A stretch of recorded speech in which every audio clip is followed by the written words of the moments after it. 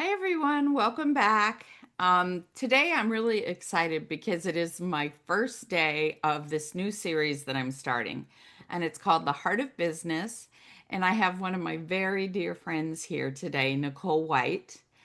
And so, we're going to be talking a little bit about Nicole as we kick off this new series. So, welcome, Nicole. Thanks for being here. Thanks, Laura, for having me. It's great to see you. Good to see you.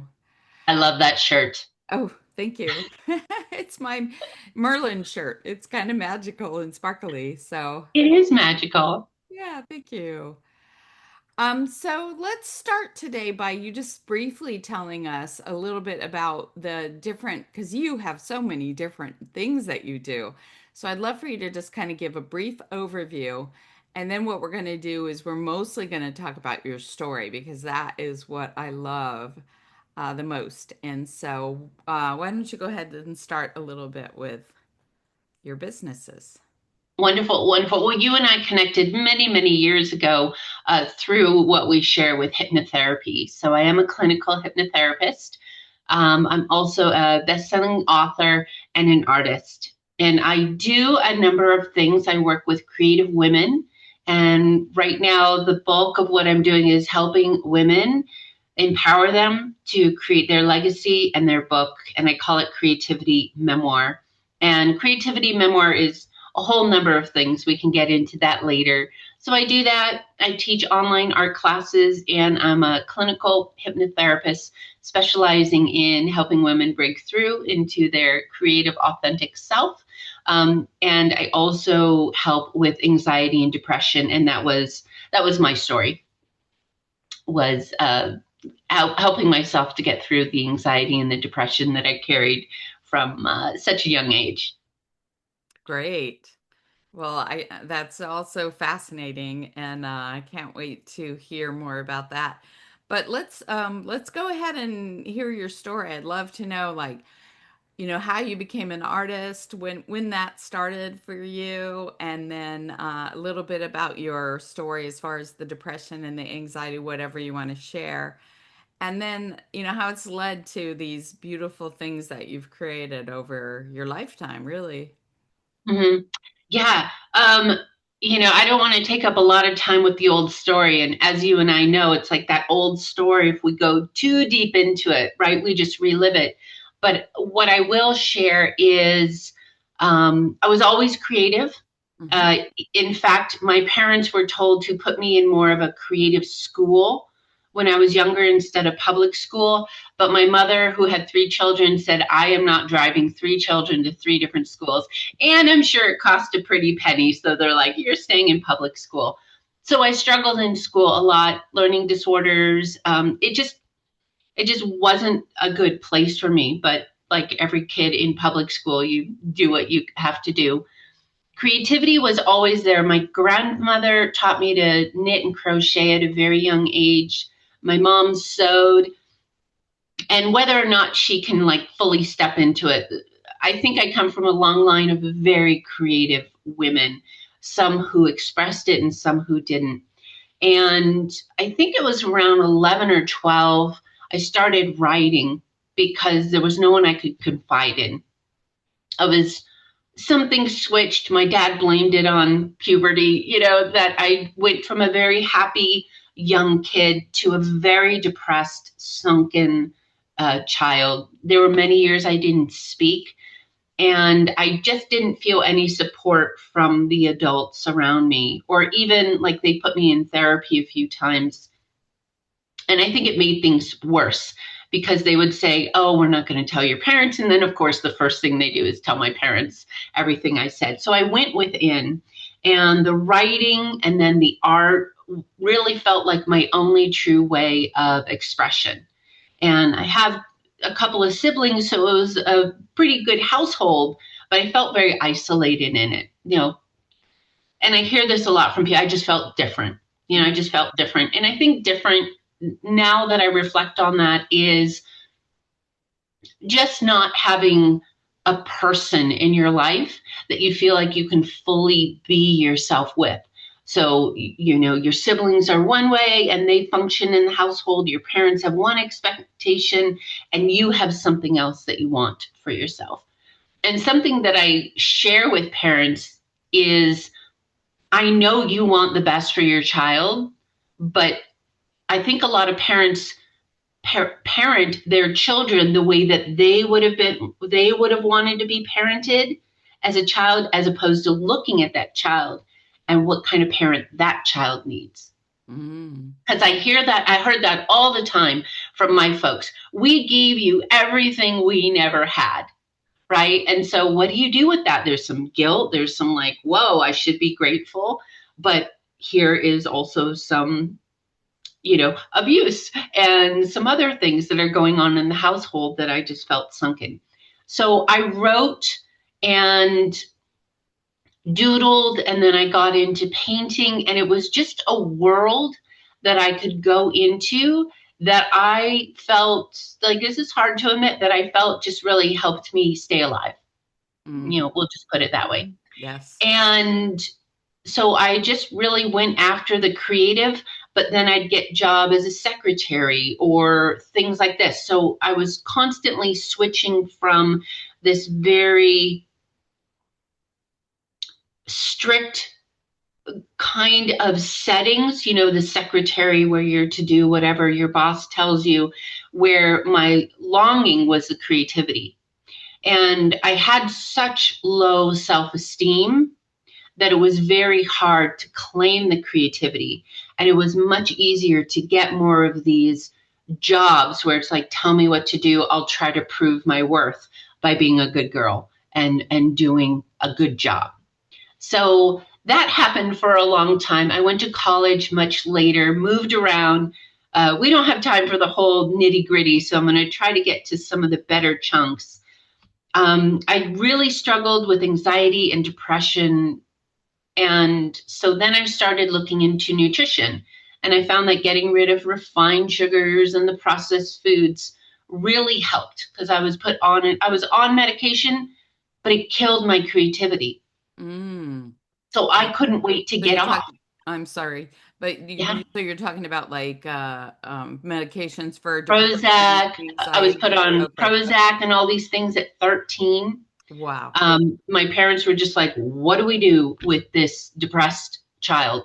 You know, and they knew, especially my mom, she was in tune. And she even said to me, she's like, you go, I go at 13. And it was like, oh, and that put a different reality in my world. So it's like, oh, I can't leave my brothers motherless, my father wifeless, and, Mm. because of my selfishness. And there was something about that her maternal instincts clearly kicked in, knowing that she had to say something to get me to like snap out of it. Yes. And it worked. That worked. It doesn't mean that I didn't have a lot of suffering for a long time. And now what I know is that in life, we have pain. Pain is part of being human, but suffering, as more of the Buddhists would say, is optional. Like, you Mm. don't have to suffer. You're going to have pain in life, but this suffering, it is not part of that pain if you don't want it to be. And it probably took me to be in my 40s before that really clicked in. So the creativity was always there. I was always trying to step into that creative world. I went to art college for a time. I even got approached by a lighting director to go and do things for this like really high-end band, and I never called. Mm. My self-esteem, and I was very isolated during those years, talked me out of it. Wow. I didn't even call. And when somebody gives you their card and says, call me, it means they see something in you. And I talked myself out of it. Now that's a jagged little pill to reflect back on. And how old were you when that happened? 30. 30. Okay. Yeah, I was 30 And I or know 20. you grew up in Los Angeles, right? Were you I still grew in up, Los Angeles at that time? no, I grew up in Los Angeles and then I went to Seattle. So I went to Okay. art school in Seattle. And I studied industrial design and animation. I was also a potter, and I love to paint. So I studied all of this like graphical. So I wound up having a couple jobs as a graphic design, but very much like I had the boss. They told me what to do. Be a good little girl, figure it out. It was never my own art. So I had this job, and I was this graphic designer at a museum, and that was probably one of a great. It was a great job because I was in that creative field. But then Sure. I would go home and do my dark drawings and paintings and never show them. Mm. And I Hmm. actually wound up destroying all of that work. I'm Wow. very prolific. All of it was destroyed because I'm like, it's not good enough. It's too dark. And I would read through my journals and was like, wow, wow, wow, wow, wow, wow, wow, complain. Oh, poor me. Oh, victim. So it wasn't until I think it was like 33 where I went to this practitioner and he was very blunt and he's like, stop being a victim. And I put this story in my latest book. And that was the biggest wake up call up to that point. Because before then, going to therapists, they'd be like, oh, poor you. And oh, you're traumatic this. And oh, you're traumatic that. And I think on one hand, they were doing their best to try to see me and relate. But when that guy said, stop being a victim, that woke me up. That did more for me than all the people beforehand going, poor you, poor you, poor you. Because that the poor you just let me stay in my own little insecure bubble. Right. It was just reaffirming, oh yeah, you had trauma. Oh yeah. And now I look at that, it's like, yeah, we all have tough childhoods, some more than others. And especially doing the work that we do now, mine was kind of cake compared to a lot of women and men and what they've been through. But Right. when you get in your own world and you're like, poor me, poor me, poor me, I'm a victim, I'm a victim, I'm a victim, you build that up as your identity. Right. And it perpetuates your powerlessness. It does. Well Yes. said. Yes. Absolutely. And that's what I was doing. I'm like, I'm weak. I'm not worthy of this person who saw creativity in me. I can't call them. I mean, I've talked myself out of probably, the biggest dream job that would have maybe set me up. And I believe that everything happens for a reason. Sure. So I don't, I, I put this in my book too. Regret is a waste of time, and I've wasted there many times. And I'm done with that. Like, Hmm. what's the lesson? Hmm. And let me move forward. So fast forward, I think it's 2016 or 2017, and I Hmm. have all these certifications. I took a certification, became a nutritionist, a holistic health coach. I helped people reverse prediabetes and diabetes. I was working through the university and doing all these classes and courses and wrote a book. And still, I just struggled with this inner self-esteem. I wanted to be the artist.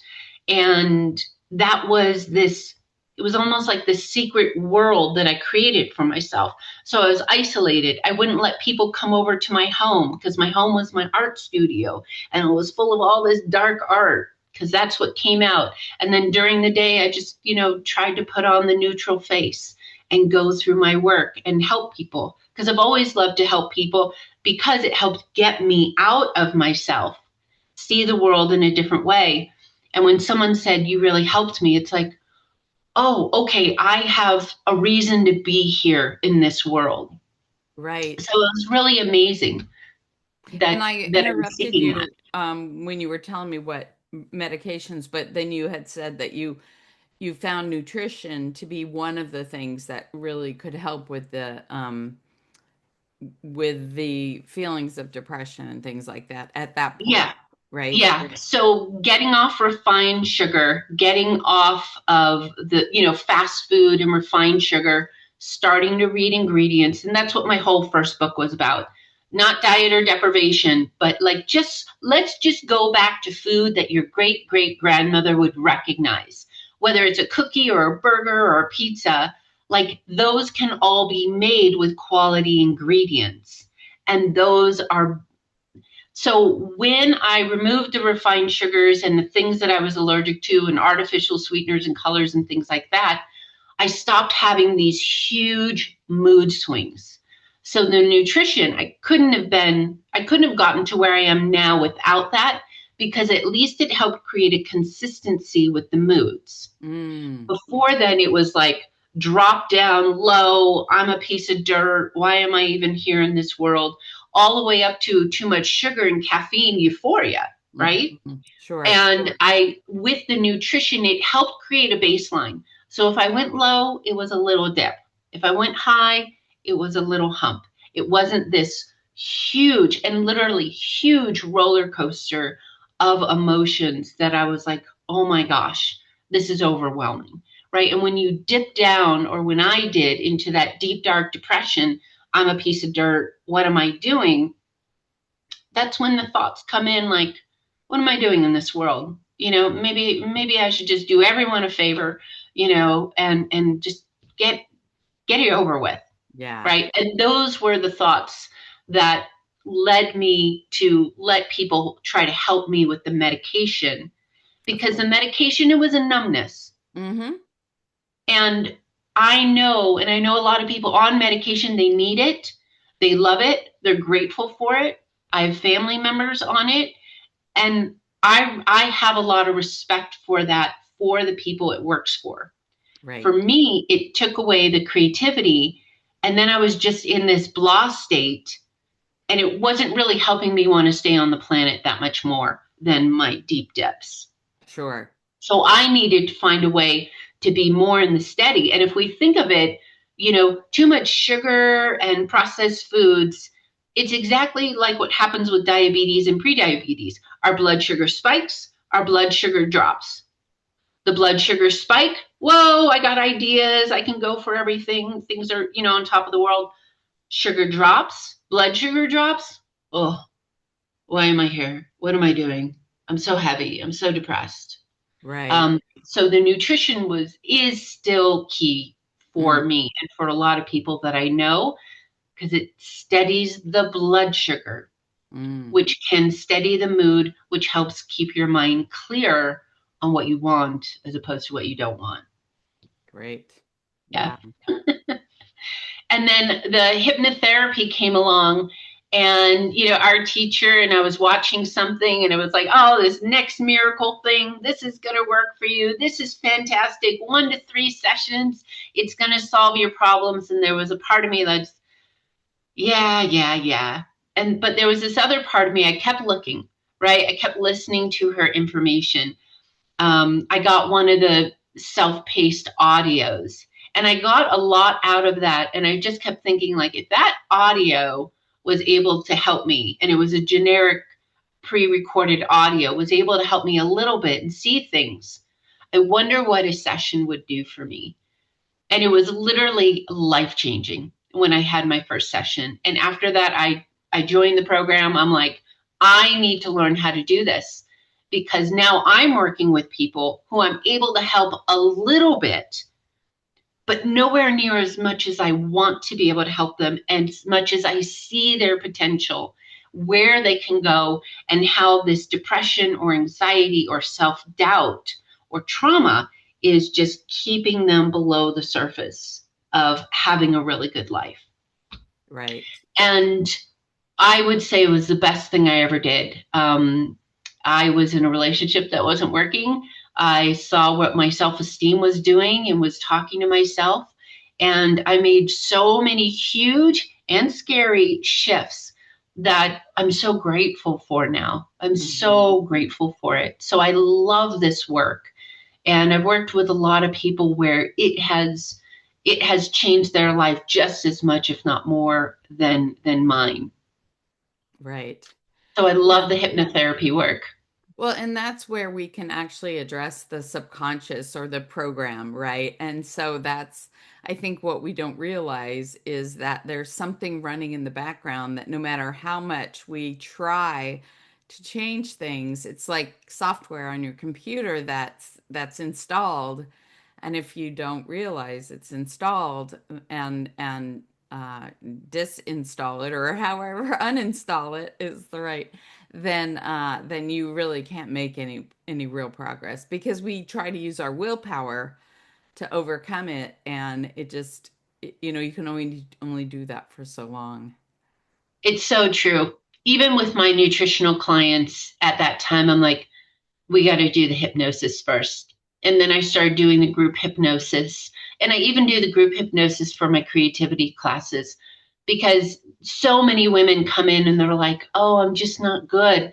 I have one woman, we had a little chat. She's like, I'm not an artist. And I said, I think it's time to write down your belief system as to what you think an artist is, because I know that you engage in art every day. So what is it telling you? Like, what are you comparing yourself? It's telling you you're not an artist because you are, Mm, right? And it is that subconscious. It's like we have an idea of what a certain kind of a confident person is, a successful person is, a wealthy person is, a creative person is.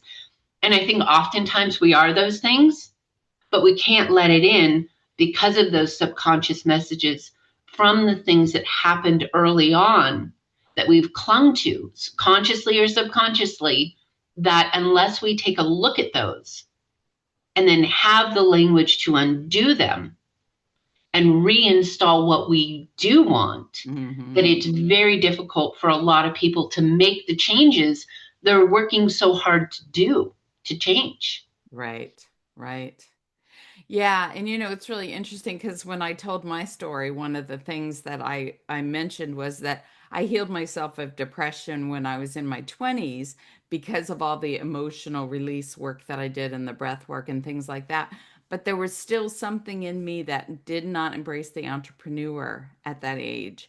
And so I ended up going into the corporate world for most of my life because I could not embrace that successful entrepreneurial self until I got much older and I felt worthy of that. So Yeah, even though I felt way better emotionally and as far as self love, I didn't feel the confidence. I still lacked the confidence. And so that's what I hear you saying about the creativity. And to me, I believe every single person is creative, even engineers, and as left brain as you can be, you still have to be creative to solve scientific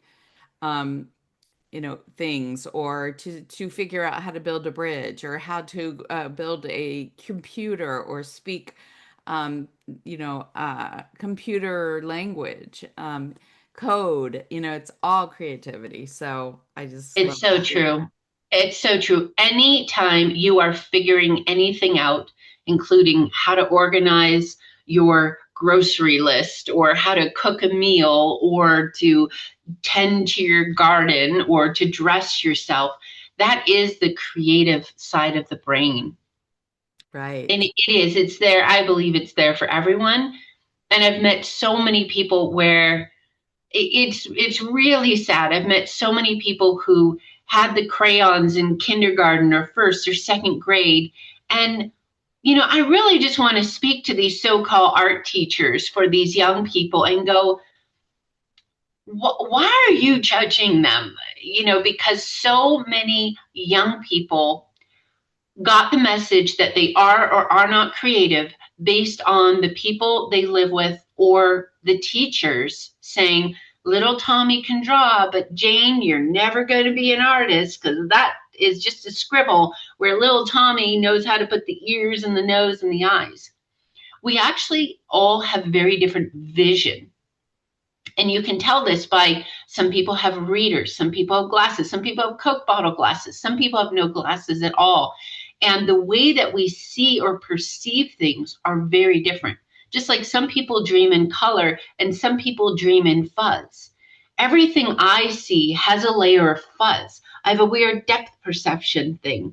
So I don't have a photographic memory. I can't even look at something and accurately put it on the page, which is what I think people who try to compare themselves to. You have to be a Leonardo da Vinci and be able to see something and draw it exactly accurate to be creative. Well, look at all the fantastic folk art and abstract art and, whimsical illustrated work that we have. Everybody sees differently. So we have that eye-hand coordination differently. And when you embrace that as a creative, you find your path. But too often we're comparing that early art to, okay, class, draw a dog. And the people who can draw the dog, they're creative and they can be the artists. And the people who are struggling with their eye-hand coordination and their fuzzy mind, they're just drawing a blob. And then the art teacher or the parent says, oh, you're not an artist. You better go to medical school or become an accountant or a secretary or something like that. You're not an artist. And a lot of people who grow up, it's funny. I grew up in a so-called non-creative environment where they're like, oh, you're the creative. But you better find a good man to take care of you because otherwise you'll be a starving artist, right? All those messages that we get from even the most loving people in our life can cause us to do or not to do, or to believe in ourselves or not to believe in ourselves. But as far as creativity, we all have it. It's just stifled for many people, often at a very early age. Yeah. And one of the other things, you've probably come across this also in the hypnotherapy work that we do, is that getting laughed at by your peers. Mm. When we're in an environment of a classroom or something like that, and you get up and you're trying to give a speech or you're trying to present something, or your other people are looking at what you've done and they make fun of you, that sometimes can be even worse than parents or teachers, because belonging and fitting in is such a need for us. And so it's just devastating. Um, It's true. And you know what? The bully has more issues than the person or people or kids that they're bullying. So that art teacher has more issues around what art is or isn't, and clearly has insecurities of him or herself or superiorities of him or herself. And it's a projection. And I think the more we do this work, the easier it is for me to see who's projecting their own stuff, right? And I just had an experience with this. I'm not going to go into detail, but it was someone that I know and a particular name, and it triggered this person. And all of a sudden, that person is like, oh, this person that I know is a bad person because that person had a very bad experience with the person with this name and was clearly projecting onto me to not trust this person, so on and so forth. So we have this world within ourselves of what is right, of what is wrong, of what is good, of what is bad. It's judgment, judgment, judgment, judgment. And what I love about this work that we've done is I think I have less judgment and more curiosity. mm, Why is this person Beautiful. saying that? Why does this person want this for me? Why is this person warning me? Right? So let's just take travel. You talk to someone who loves to travel, who travels a lot. They're like, oh, yeah, they're talking about the journey and the funds and the quirks and this and that. You talk to someone who's maybe more homebound, afraid to travel, they're going to be like, oh, I heard that place, the security, and you better hold on to your purse when you're in New York City. And fear, fear, fear. We're all coming from our belief systems. Sure. And so it's beautiful to see that and to not take things as true face value, meaning what someone's saying, but to understand where they're coming from in Mm, what they're trying to either protect you from or help you with or get excited about with. We're so fascinating. yes, we're just so fascinating as people. we really are. We really are. Yeah. So, okay, I think we were up to art school and you finding the program that we did together. Yes. Yeah. Yeah. Yeah. So that changed everything. And, funny enough, when I felt like things were going really well, I had an art center in Albuquerque, and it was also my office. So I was still seeing nutritional clients. Mm-hmm. still teaching through UNM. Mm-hmm. And again, my dream was to open this art center. And the art center came out of a very weird situation. Uh, the person I was with, he was going on the road for his job, and we were very tight on money. And this office came up that was almost going to be like a live work space because we were being kicked out of our rental. The owner's like, oh, I have an 18-year-old nephew who needs his own house to go to school. And so we got booted out of our rental. And so the art center, it was always a dream of mine. And so it was just a very weird situation. It was very inexpensive. It wasn't monitored. So if I needed to stay there, we wound up getting another apartment and I had that place. So it was like storage. And I'm like, I think this is going to be my office and my art center because I was paying rent in another office. And it was a beautiful experience. I had art classes there. It was like wonderful. And if I had hypnotherapy clients or nutritional clients, they would come. I could have group classes there because previously, my office was like the size of a closet. Sure. So one or two people tops. So it was wonderful. And then, that relationship ended. And then, 2020 happened. Mm-hmm. And so I closed that down and I went remote. And what was wonderful, again, I believe a blessing comes out of even the hardest things when we can move through it. And we hear it all the time. I've heard it numerous, numerous times with people who've gotten cancer and have just they went through what they went through and they found out who is really the loving, supportive people in their life. Is this job that I'm in that's killing me worth it? So many people have transformed their life out of one of the worst things that have Yeah. happened to them, right? Sure. And so I was living on my own when 2020 happened and everything was online. I filled my world with classes and I started doing more creative classes. And this balance of the hypnosis, the nutrition, and the creative classes, it was like things kind of came together. And oddly enough, there was no one to go and see and do, so I did more art.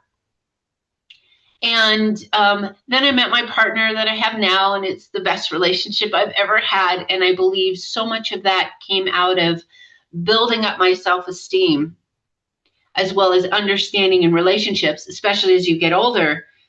You have to look at this person and go, can I love him just as he is without trying to get into this relationship to change him because he has so much potential, right? And that was my role before. Oh, wounded guys, oh, I'm going to love you and I'm going to help you and I'm going to take care of you and everything's going to be great. So that was a huge lesson for me too. Love people as they are. If you're Mm-hmm. going to step into a new relationship, a friend, a client, a loving relationship, even with parents, it's like, that's who they are. I can choose to continue to be triggered by it, or I can see this is their stuff. This is my stuff. I can be an adult now and see things for how they are and not continue to be a child and triggered. Mm-hmm. So I did the hypnosis work. Everything went remote, and it actually turned out to be a blessing that I did everything online because now I live very remote. I've got an art studio. I've got an office. I teach classes, and it's wonderful. Things I can truly wake up and go, my life is better today than it's ever been. And I still, I've got my aches and pains and this and that and an imperfect relationship and, imperfect this and imperfect that. But I think because I went through so much struggle as a Right. young person just Yeah. to stay alive, that I wake up and even on difficult mornings, it's like, oh, I'm really looking forward to that cup of coffee. And it's those little things that get me up out of bed, help me be in gratitude. And again, I'm happier than I've ever been in my life, even as a kid. Wow. And it's funny, my partner is opposite. He had a wild and crazy and amazing and adventurous and no guardians anywhere childhood, did whatever he wanted, lived it up. and he has a little bit more trouble now, right? The aches, the pains, the age, the this, the that. And me, I wake up and I'm like, I actually have it pretty good. And that to me is a miracle, Right. to wake up every day and go, you know what? I am in gratitude. I'm grateful. I'm grateful for the work I get to do, for the creativity that's there for me. I have more friends and deeper relationships now than I ever had. Because it's hard to have close relationships when you're just so deep in the darkness and don't feel you're even worthy of being alive. It's Right. very hard to have Right. close relationships when your self esteem is so low. Yes. But when you love your life and you wake up and you find it's all the little things that in my mind, it's just automatic now. I'm grateful for my mug and my cup of coffee and the morning conversation and my dog. And I get to go to my office and I get to have an art studio and I have clients and I've built a community with my creative clients. So, I am for the most part a really content, grateful, happy person. And it doesn't mean that I don't have my dips, because especially as women, we just, and I tell everyone, it's like you have good days, you have okay days, and you have bad days. And on those bad days, it's just really important to remember that those are temporary, Right. right? Yeah. Because I do, the moon and the sun and, Mercury in retrograde and things don't work and technology falls down. And, I've got my moments. I've got my moments that's like, oh, whoa, that came up again. But the work that we do, what it does is it helps me, in a sense, wake up quicker. Yes. Yeah. Wake Be up aware.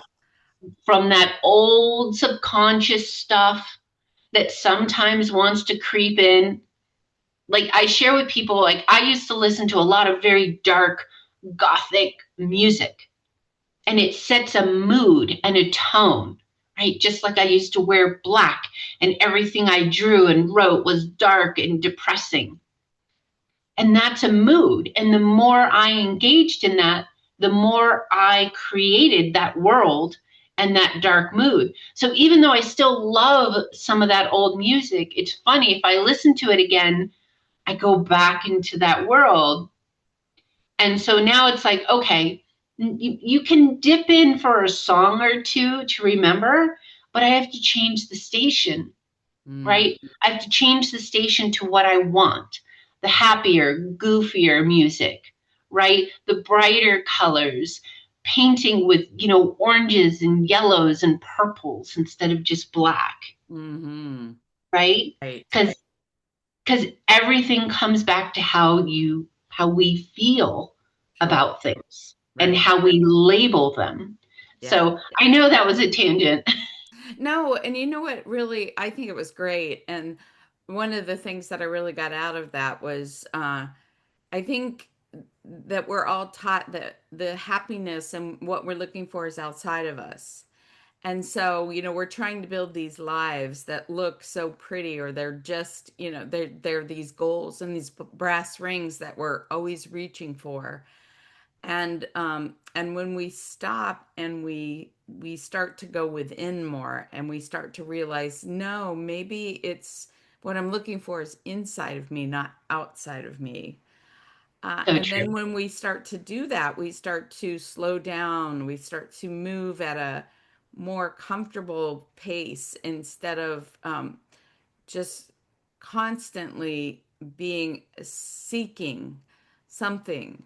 And then there's just this wholeness that begins to build, and this just comfortableness. That's what I heard you sort of express as you were talking about how your life has changed so much.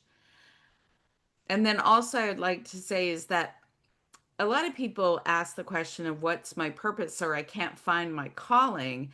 And they think that there's just one calling.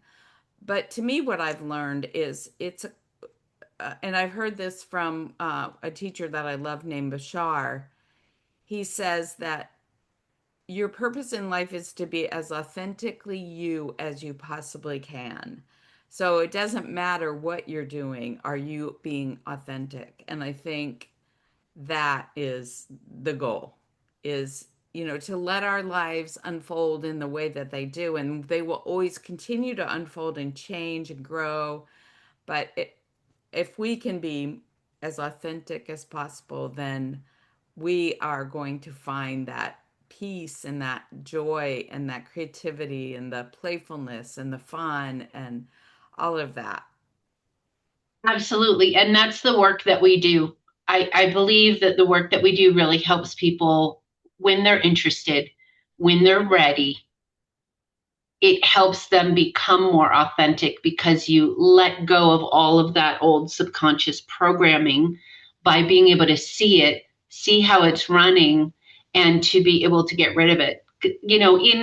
In like even my creativity courses, and when people are like, "Oh, I'm just not an artist or I just can't do that." I actually have them break it down like, what voice is that? Whose voice is that? Where did that come from? And then distinguish that voice from, I kind of call it like the devil and the angel. Like, Yes. when is the devil talking to you? And notice it. Why does it come up? When does it come up? What is it saying? Where does it originate?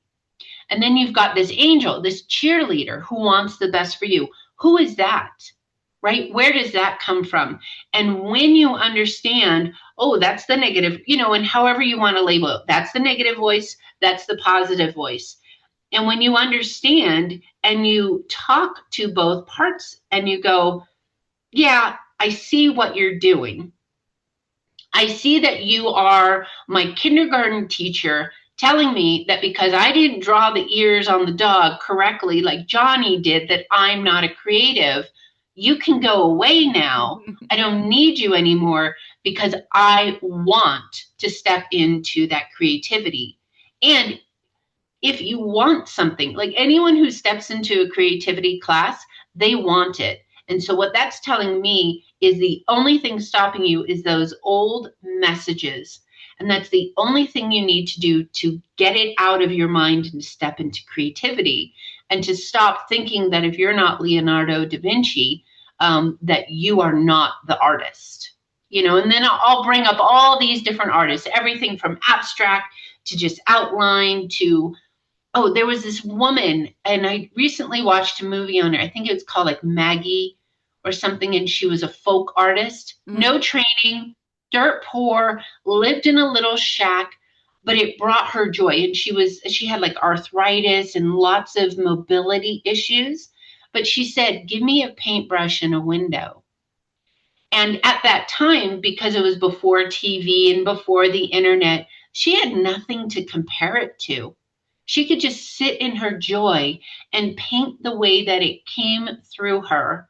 And it was not realistic, but it was beautiful. It was her world. And she kept doing it and she created her style because the joy that came through her to do it.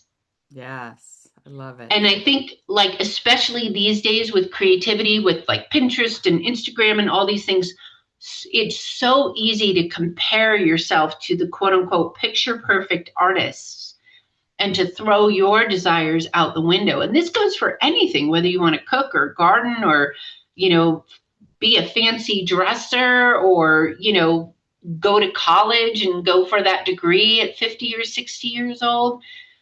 It's those old messages. And again, this is the beauty of the work that we do. You want to break through something, this work will help you because we can help you see what it is within you, those old messages that are holding you back or Hmm. re-traumatizing you, right? Just Right. like PTSD, it's that memory hitting you over and over and over again of the trauma, and then we're focused on it. So we stay in that trauma over and over and over again, even though the thing happened 10, 20, 50 years ago, right? Yes. And we're still reliving it because we haven't figured out how do I just put that aside as a thing in my life and not something that is running my life day to day. Right. Yeah, and that's where the emotion comes up for me because if you have had a trauma and you just put it away and you never felt it, sometimes you have to relive it and like Marissa would say, is you lived it once, so you can do it again, and you only need to do it one more time, and you can watch it as if it were a movie, but yet you want to let those feelings come up around it because that's what's holding it in place, right? And so that's where we reprogram. That's where we see the program, we release the program, because a lot of people just try to put a happy face sticker on that It's true. and say, "Oh yeah, okay, I'm going to forgive this person," when they don't really let go of all the rage and the anger and the sadness and the shame and the guilt that surrounds that experience that just needs to be acknowledged and breathed through and allowed to release from the body. It's almost like a somatic, thing. It's inside your body and it needs to come out. And when you do that, then you can be a different person. It's true. It's true. I've had someone in my life, and like all I have to do is talk to this person and get triggered.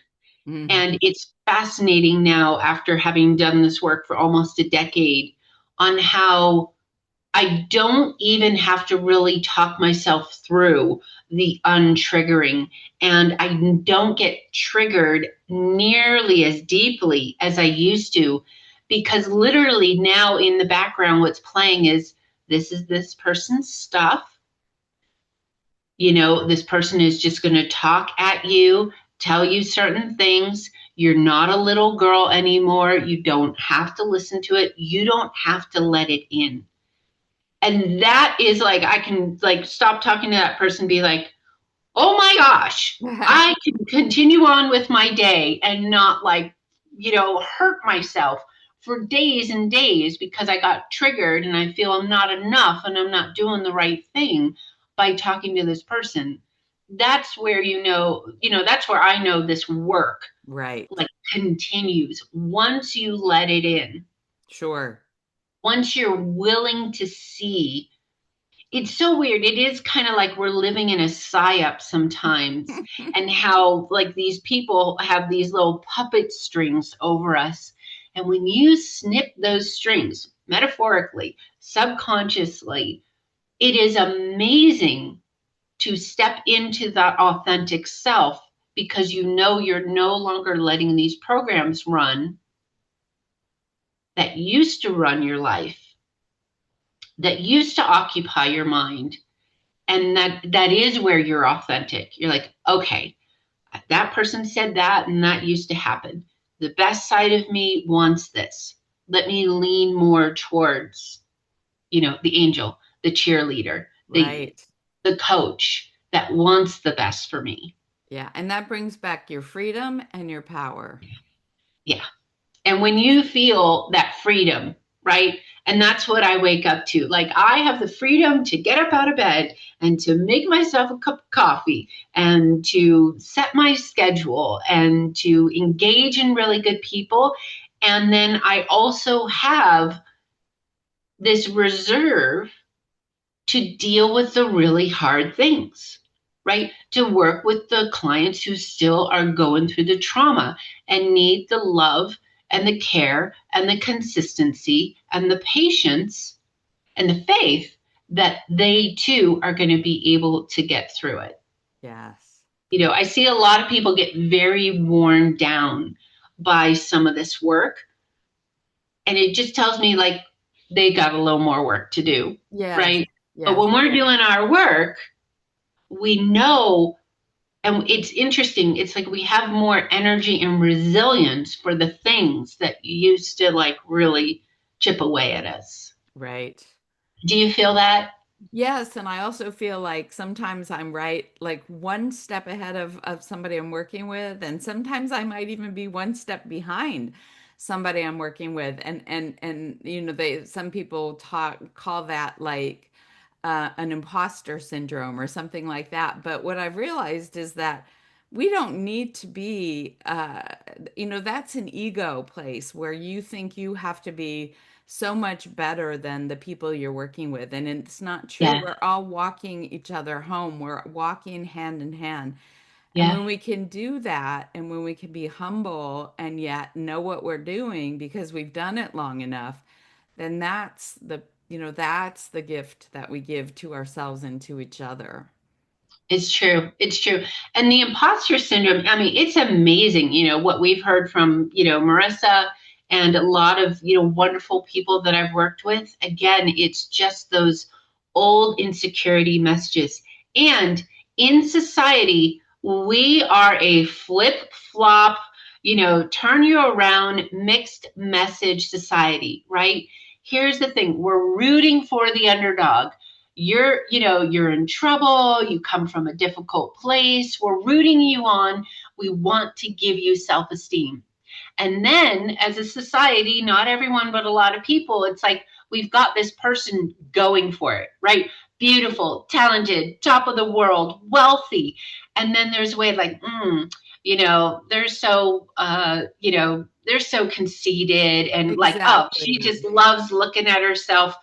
Look at these messages. How can we possibly want to be up there if by society, we're the paparazzi trying to find something negative on someone who's just trying to do their job and give their gift to the world? Like Yes, I that am is such an constant important point. I'm constantly checking in with myself. Like if I feel a twinge of jealousy or a twinge of less than around someone, it's like, okay, how do I turn this around to being a cheerleader for this I person? love that. Right? Yeah, Because if they're on top of the world, that's what we all kind of really want for ourselves. We want to be happy, healthy, wealthy, loved, celebrated. And that right. look what we do Yes, to people who are there. yes, Right? We're either like starstruck and like, oh, I could never be there. And they're the most perfect person in the world. And our teacher works with a lot of these people and they have that imposter syndrome. And a lot of them, what keeps them going, modeling, acting, singing, is like they somewhere in their life didn't feel loved, didn't feel good enough. And so they're just trying to do more and more and more. And they need everybody's love, and one person criticizing them will literally drop them to their knees. And that's the part we don't see. well, I know for myself, I've had to realize that when I'm judging somebody who's being successful, then that is because I'm jealous. I feel jealous. I feel like I can achieve that. And so you want to pull them down. And I'm also fascinated by how many people want to attack people who are financially um, abundant because it's like, no, that's wrong. That's bad. If you make a lot of money, then you're just awful. And I'm Right. just like, wait a minute, we all want that, like, so Exactly. why would that just tells me, oh my goodness, you're going to have such a hard time if you can't let somebody else be financially successful, then you are out of luck as to It's ever so true. having your own financial abundance. It's so true. I work with a bunch of entrepreneurs, and that's the thing we have to get rid of. It's like you have to look at these people and go, how did they do it? And, we have this stigma. And sure, this stigma is true. There are bad people in every category of life, from the richest rich to the poorest poor. And there are amazing, wonderful people in every category of life, every color, size, shape, age, rich, rich, rich, poor, poor, poor. It's that good wolf, bad wolf, right? That story. Like, which wolf do you feed? The one that you want, right? You feed the jealous one, then that's what's going to happen. You're going to create more jealousy. You're going to be jealous. You're going to think rich is bad. And I had a lot of that in my younger life too. And it's like, it's so true. You cannot be successful if you believe that successful is bad, evil, takes advantage of people. And it's so untrue. I think it's like, it's so important to find an example, like for entrepreneurs or people who are just wanting to get out of their income bracket into the next one. You have to find people who are way up there, who you can admire. They're doing good things. They're living their life. They're happy. They're happy, wealthy. That's what we all want. We want to be happy, wealthy, healthy, and wise. Mm-hmm. It's what we want, especially, at our age. It's like, I'm so done with the younger shenanigans. Right. Right. And But that's there's not to be better than other people. That's just to be stable so that we can really do what we're it is. called to do, help other people. Or, it It doesn't, is. the word wealth is so, people, might even just say, well, that's not what I want, and Right. yeah. And it's like, well, wealthy isn't just money. It's health, Right. it's like you said. Someone, Yeah. yeah, someone can earn 20 grand, live off grid, and be wealthy. Right. Yes. It just depends on what you define that wealth to Exactly. be and what you want. Yep. And that is so key. Whatever it is you want for yourself, it's like you have to make it something good. You have to find examples of that good. Right. If you're in the $30,000 a year bracket and you want to get to the 50,000 a year bracket, you have to make that a good thing, Right. right? Yeah. A wonderful thing. And Yeah. so on and so forth. You want to make 100 grand, 200 grand, you want to be a millionaire, you have to see what the millionaires are doing and make it a good thing. Right. And the other thing is, if you feel jealous, you have to be willing to feel that and allow that feeling to be there. That Yeah. again is something that people try to overcome or pretend they don't feel that. And it's like, don't pretend, embrace it. Yeah. Yeah. Tell yourself the truth. I feel Yeah. jealous of this person. I'm envious. And that's And okay. understand why. Yeah. Why is that Because jealousy there? Yeah, Yeah. because I think I can't have it. And so it's just, those are the things that you have to deal with and clear up. That's a program that we can then dismantle. And when we dismantle that, then that's where we become successful. But It's true. yeah, we're running out of time. So I wanted to make sure and give you some time to tell us a little bit about your programs that you have and just give us a little more detail on the different things that you now offer. Okay, yeah, thanks, Laura. I know it's so easy to talk with you, and we can just go hours and hours. I And I love love it. that I about love you. it. I love it. Yeah. I love it. Yes, let me close. So I'm a clinical hypnotherapist, and I offer a free discovery session for folks. And right now, I'm focusing on creativity as well as helping people, especially women, empower themselves with their creativity and a long, long history in helping people with anxiety and depression and to understand it and to relieve it. My signature course right now is called Creativity Memoir, and as a lot of my participants say, like I signed up for a creativity class, I didn't know I was also getting therapy. So everything that I do is to try to build women up, and we need it. Right now, a lot of women are retired or they're entrepreneurs and they want to create a legacy. They want to create a book. They want to express their creativity either in a children's book, in a memoir, in an illustrated journal. And so I have a 9-month course where I help people create a completed draft at the end of that time. And we do this through community meeting each week. I keep my classes small. I'm kind of calling it like a little boutique now because it's so important to create that community. And, people have my cell phone number and text and call me all the time. I don't have an assistant. I don't have a wall in front of me. And I love that. I love keeping small, tight knit classes where we can be creative together. And I also have, it's just kind of an unwritten rule in my courses, we're all cheerleaders for each other. There's no naysaying. There's no like, oh, you could have done that better, because we need a safe space to share our work. And in order for many women to share their work, they need that safe space. So Sure. it's not Pollyanna calling something good when it isn't. All creativity is good. It is necessary and it's welcome. So I have a website for that. It'll one day I'll change my websites and put them both together. But my hypnotherapy work is through NicoleWhiteWellness.com, and my creativity work is through RavenArtCenter.com, and you can Great. find information there. Yes, and I'll put both of those in the show notes so that Wonderful. people can find you. Yeah.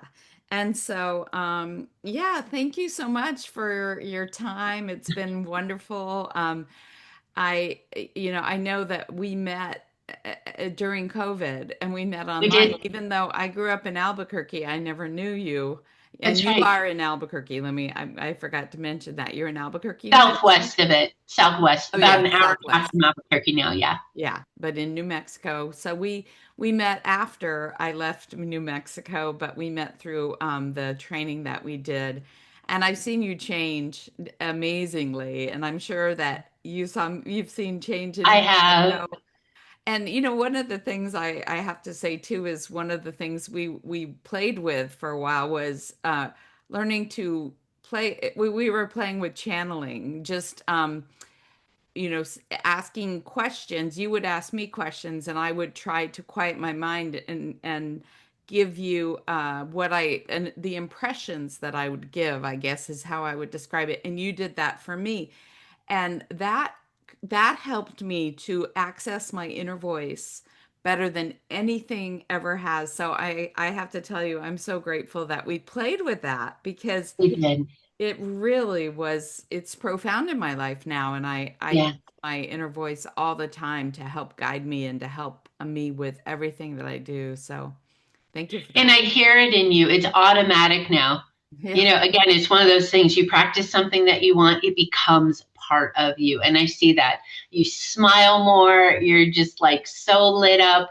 And I just want to honor you. You're like, I have the space and the heart to work with people who have really gone through the gamut. And I love that about you. And then for you to be able to hold space for them and to still like be this wonderful, cheerful, we can laugh and have that playfulness. So I admire that so much in you, that this work that you do with a lot of people going through difficult things, and that you can balance it, and that almost feeds you to like be happier Yeah. in your life and to be more. You have so stepped into you. I hear it in your language, and I think it's just this beautiful work that we've chosen to like step into. And I'm sure you feel it too, but it's like every client who comes, it's like, oh wow, there's that little thing in me that I needed to hear too. And it's like, the best clients are the ones that they do their work, and then I feel a healing from it as well, because there's something that was mirrored there, right? So Yeah. it's like they didn't come by chance. Yeah. There was a reason they came, and they had a message, and by healing them, it's also healing a part of ourselves. And that's just like, blows my mind. Never would Right. have And thought it's, that yeah, way. it's not us healing them, but it's us providing the opportunity for them to heal Exactly. themselves, which is so Exactly. beautiful. Yeah. Exactly. And it's so honoring. I mean, it's just like when somebody says, once in a while, I hear somebody say, "You saved my life." And I mean, you almost want to break down in tears Yeah. because that just, there's nothing better than that. So. It's true. It's And true. you didn't save their life, but you gave them the space to save their own life, right? It's true. Yeah. Same thing when people come back and like, if not for you, I wouldn't have written my book. And I'm like, Right. oh my gosh, you don't know. Like, you have put me on cloud nine for a week. Like, thank you. Thank you for saying that.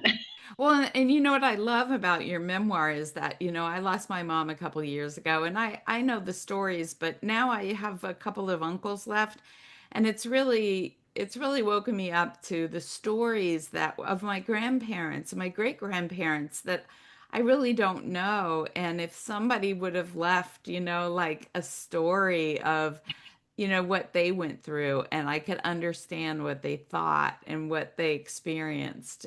What a gift that And that's is. key, because somebody wants that out of you and I.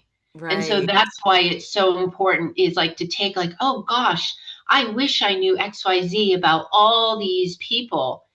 And when you can flip it around and mirror it and truly step into like people are going to want to know that about me, Yes. family, friends, etc. And that's where it's like you can almost channel what they experienced by doing your own story.